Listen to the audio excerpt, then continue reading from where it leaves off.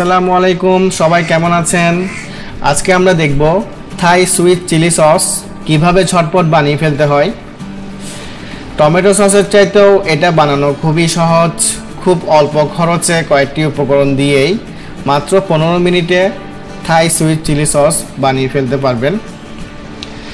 Chicken ফ্রাইয়ের সাথে সসটি খেতে খুবই মজার, এছাড়া অন্যান্য ফ্রাইড ফুডের সাথেও খেতে খুবই সুস্বাদু।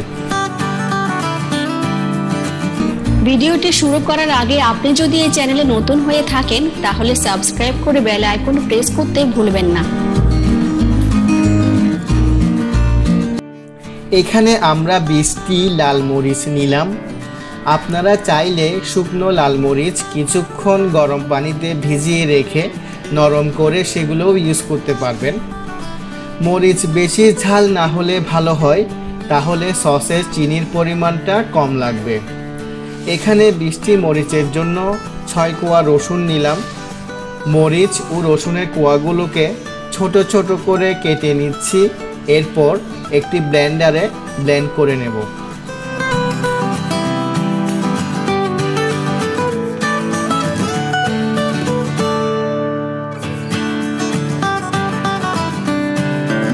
ব্লেন্ডারে ব্লেন্ড করার জন্য 1 কাপ পানি দিয়ে দিচ্ছি।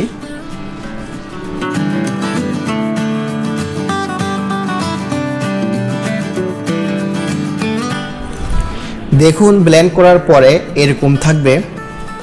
মরিচ পুরোপুরি মিহি গুঁড়ো করা যাবে না, কিছুটা আস্ত আস্ত রাখতে হবে। এখন এগুলো একটি প্যানে নিয়ে নিচ্ছি।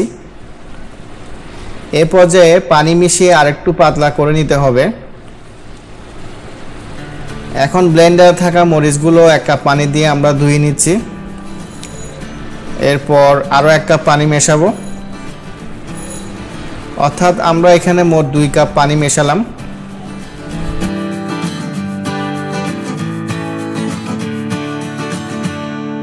দেখুন, পানি মেশানোর পর সসের থিকনেস এরকম থাকবে।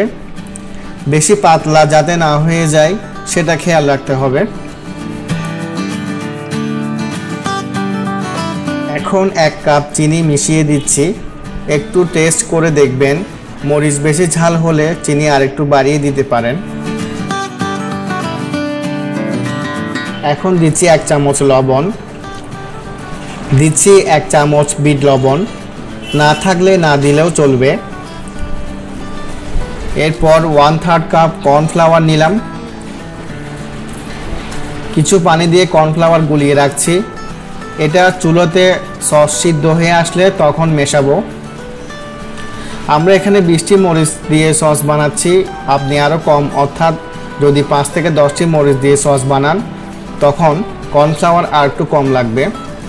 মনে রাখতে হবে, কর্নফ্লাওয়ার মূলত সসকে ঘন রাখতে কাজ করে, তাই কর্নফ্লাওয়ার বেশি দেওয়া যাবে না, তখন সস ঘন হয়ে জমে যেতে পারে। চুলাতে হাই হিটে প্যানটি রাখার পর একটি ব্লক আসলে কর্নফ্লাওয়ার মিশিয়ে দেব। এরপর আরও কয়েক মিনিট নেড়ে চেড়ে গরম করে নেব। এখন 1/2 কাপ পরিমাণ হোয়াইট ভিনেগার মিশিয়ে দিচ্ছি। ভিনেগার অবশ্যই দিতে হবে, না হলে সসের টক স্বাদ কিন্তু আসবে না। ভিনেগার দেওয়ার পর প্রয়োজন হলে আরও 1 থেকে 2 চামচ চিনি দিয়ে দেব।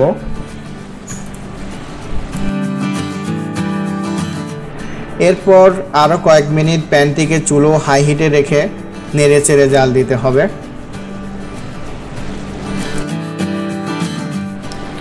সো ফাইনালি আমাদের Thai chilli sweet sauce perfectly ready হয়ে গেল। দেখুন, খুব বেশি পাতলাও হয়নি আবার ঘনও হয়নি। এখন আমরা চুলা থেকে প্যানটি নামিয়ে সস ঠান্ডা করে পরিবেশন করব। আপনি চাইলে এই সসটি ফ্রিজে 1.5 থেকে 2 মাস রেখে খেতে পারবেন, নষ্ট হবে না।